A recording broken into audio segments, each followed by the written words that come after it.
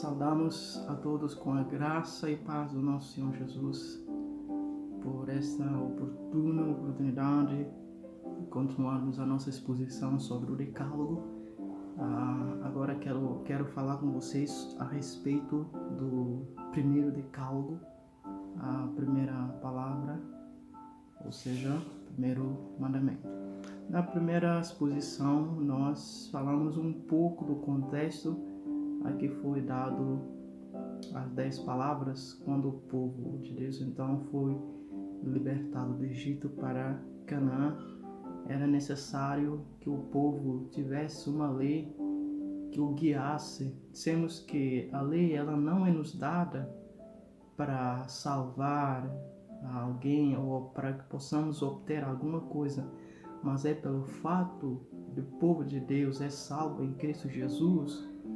Esse povo precisa então da lei que o guiasse para que andasse no caminho que Deus quer que andasse. A primeira palavra se encontra no livro de Êxodo, capítulo 20, do versículo 1 ao versículo 3, especialmente o versículo 3. Leremos a palavra do Senhor. Assim diz. Versículo 1. Então falou Deus todas estas palavras. Quais palavras? Eu sou o Senhor, teu Deus, que te tirei da terra do Egito, da casa da servidão. Verso 3. Não terás outros deuses diante de mim. Que o Senhor abençoe essa palavra lida, que de fato o Espírito Santo nos faça entender. Qual a mensagem central que nós podemos tirar desse trecho lido? Aqui, Deus quis lembrar ao povo que Ele é o único Deus em meio aos deuses que se adoravam naquele contexto. Deus tira o povo de Canaã, porque Canaã era uma terra idólatra, vários deuses. Todos os povos vizinhos daquela região adorava vários deuses. Então Deus aqui quer lembrar ao seu povo que Ele é o único Deus que se deve ser adorado. Mostrar ao povo também que Ele é Deus verdadeiro, que não deve ser comparado, porque Ele é singular. Diante disso, o povo precisava reconhecer essa veracidade desse Deus que o tirou da terra da escravidão e lembrar da maneira como foram tirados naquele momento presos ao pecado, ao sofrimento. Isto era o Egito. O Egito pode significar lugar em que todos nós estávamos. O que Paulo vai dizer lá em Colossenses 1:13, que Ele nos libertou do império das trevas e nos transportou para o reino do seu Filho, do seu amor. Então, esse era o Egito do povo de Deus. Deus o libertou, o povo precisava lembrar dessa libertação. Agora, o povo está no reino de Deus. Eles estão livres, mas essa liberdade também traz uma responsabilidade. A responsabilidade é essa de servir a Deus, obedecê-lo em meio às leis dadas diante dos vários deuses que se adorava naquele contexto. Então, o que podemos propor diante dessa primeira palavra é que as leis elas nos são dadas, como dissemos há bocado, não para a salvação, mas porque nós cremos em Cristo. E por meio dessa crença em Cristo, por Ele nos libertar, então é necessário que a lei seja dada para nos conduzir, para nos orientar, para nos alertar. É o que Paulo vai dizer em Romanos 7:12. A lei é santa e o mandamento santo e justo e bom. Então, quais lições nós podemos tirar ou aprender diante dessa palavra? A primeira palavra, não terás outros deuses diante de mim. A primeira palavra é o reconhecimento do único e verdadeiro Deus. Nesse reconhecimento do único e verdadeiro Deus, Israel precisava saber que Deus é o Eu Sou. O Eu Sou. Nota como começou a introdução desse mandamento. Eu sou Senhor teu Deus. E eu sou é uma palavra aqui, Yahvé, que quer dizer aquele que existe, é o nome próprio, o nome único de Deus, o nome verdadeiro, um nome que não era pronunciável para o povo judeu. E não ser vocalizado também. Diante desse reconhecimento do Deus verdadeiro, deve-se saber que Ele é o único que existe diante de muitos deuses falsos. Há muitos deuses falsos, mas o verdadeiro é um só. O Israel precisava saber que ele pertence a esse Deus e ele é o possuidor desse povo, ou seja, esse povo pertence a Deus. E Deus é o proprietário e ele é o pertencedor desse povo de Deus. E o povo de Deus é uma propriedade exclusiva de Deus. Por isso, eu sou teu Deus. Essa expressão, eu sou teu Deus, se repete 5 vezes. Não é por acaso que se repete aqui, porque Deus quer dar uma ênfase aqui, de mostrar que o povo o pertence. Então, no versículo 2, versículo 5, 7, versículo 10 e versículo 12, tudo isso mostra uma finalidade, de lembrar o povo da autoridade que está por detrás desses mandamentos. Moisés não estava relatando algo apenas que ouviu de um Deus desconhecido, mas sim das palavras proferidas de Deus. Deus que ele ouviu a voz, o povo ouviu, lembra lá no Êxodo capítulo 19, o povo ouviu uma voz audível, uma voz terrível. Então, é um Deus verdadeiro, um Deus que de fato existe, um Deus todo-poderoso. Era necessário essa lembrança, porque o povo hebreu estava num contexto de várias nações cegas que adoravam vários deuses. Então, Israel precisava estar alerta a todo tempo em relação à tentação a se adorar esses vários deuses.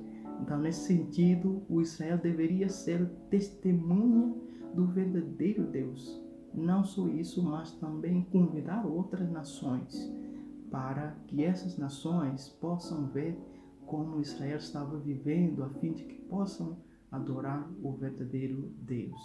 Israel foi escolhido para ser um depósito, por meio dele viria o Messias. A sua vivência diária seria uma forma de atrair as nações para Cristo. Ele precisava viver isso, então era necessária essa lembrança. Outro aspecto, Israel precisava lembrar que foi tirado do Egito, como diz no versículo 2, que te tirei da terra do Egito, da casa da escravidão. Ele estava no Egito como cidadão do Egito ou nativo. Ele não estava lá como nativo, na verdade, mas estava lá como escravo, fazendo vontade que não é sua, não é vontade do Senhor, contra a vontade ali. Portanto, Deus não só o tirou do Egito, mas o tirou da casa da escravidão ou da servidão. Então, a primeira lição era necessário que o povo tivesse esse reconhecimento do único e verdadeiro Deus. Vários deuses existem naquela época, naquele contexto, mas o único e verdadeiro era o Deus que o tirou da terra do Egito, da casa da escravidão.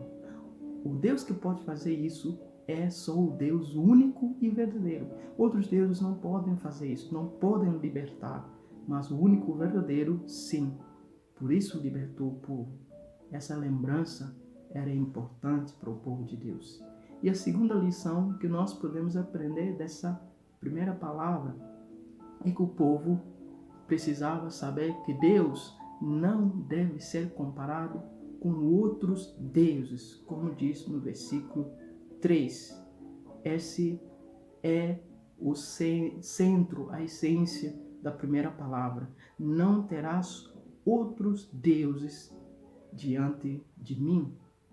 Antes de não cair nessa situação de comparar o verdadeiro Deus com o falso, embora ao longo da história do povo de Deus vimos o povo fazendo isso, adorando outros deuses, servindo outros deuses que não era o Deus verdadeiro. Ele precisava lembrar, saber que Deus o tirou. Porque se ele esquecer o que Deus fez por ele, que Deus o tirou do Egito, da casa de escravidão, ele pode cair nessa tentação de comparar esse Deus com outros deuses. Ele pode perder a crença, a credibilidade desse Deus único, verdadeiro. E ele não deve ser comparado. Então a sequência é lógica. Você deve lembrar que eu te tirei.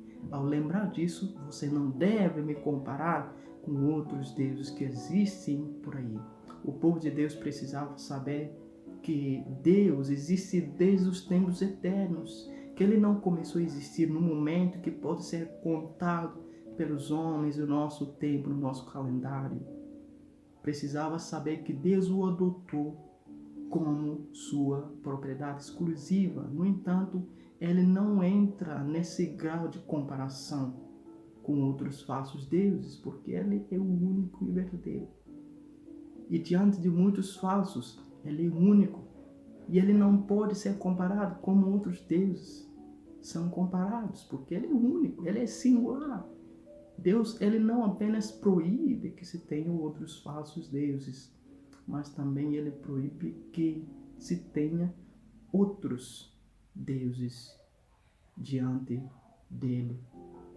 Não se pode. Diante dele, isso remonta à ideia da presença dele, ou seja, do rosto de Deus, o lugar. Isso pode ser atrás, à frente, do lado esquerdo, do lado direito, por cima, em qualquer que seja o lugar. Quando ele diz, diante de mim, não importa onde nós estamos, ele proíbe se ter outros deuses perante ele, na sua face. Onde é a face do Senhor? Essa é a questão importante. A face do Senhor é em todo lugar. Qualquer lugar que eu estou, então ele me proíbe como seu povo, como a sua propriedade exclusiva, de ter outros deuses diante dele. Eu não posso fazer isso. Essa proibição de outros deuses falsos é uma proibição total e absoluta. Não se pode fazer isso da face do Senhor ou da sua presença, em qualquer que seja lugar. Para nós, como povo de Deus, adorarmos o verdadeiro Deus, nós precisamos reconhecer a sua unicidade, que ele é único. Depois precisamos reconhecer a sua incomparabilidade. Ele não se compara. Deus não entra no grau de comparação. Não entra. Ele não se compara com nada e nem com ninguém. Mas será que nós, como povo de Deus, conseguimos identificar o nosso Deus em meio aos falsos deuses que existem hoje ao nosso redor? Pertencemos ao verdadeiro Deus. O verdadeiro Deus é o nosso. Como povo de Deus, precisamos conhecer ações do verdadeiro Deus, as ações dos falsos deuses, porque os falsos deuses também podem fazer os milagres, mas se nós não conhecermos o agir do verdadeiro Deus, podemos confundir e adorar esses falsos deuses e compará-lo com o verdadeiro Deus. Você confunde o seu Deus com outros deuses ou percebe de maneira clara o agir do seu Deus? Isso que Oséias vai dizer em seu capítulo 6, verso 3. Conheçamos e prossigamos em conhecer ao Senhor. Para encerrar essa reflexão da primeira palavra, se você não conhece aquele que adora, saiba que se entrará em confusão. Você vai começar a questionar a Deus. Você vai começar a entrar nessa comparação do Deus verdadeiro e o falso. Você precisa conhecê-lo. Você acredita que Ele é o único e verdadeiro? Que Ele te tirou do Egito? Todos nós temos o nosso Egito, o nosso passado, o nosso império das trevas. Você acredita que Ele te tirou desse Egito? Que hoje Ele te colocou no reino de seu Filho amado, Cristo Jesus? Então o adore em verdade e em espírito. O que Jesus disse para a mulher samaritana, João 4, 23, 24. Vós adorais o que não conheceis? Nós adoramos o que conhecemos porque a salvação vem dos judeus. Nisso, os verdadeiros adoradores adorarão o Pai em espírito e em verdade. Conhecer e adorar em verdade. Nós precisamos, primeiro, lembra, nossa reflexão aqui, aprendemos 2 lições. A primeira lição é que nós devemos lembrar que Deus nos tirou do nosso Egito. Segundo, nós devemos lembrar que Deus, Ele é único e não deve ser comparado com outros deuses.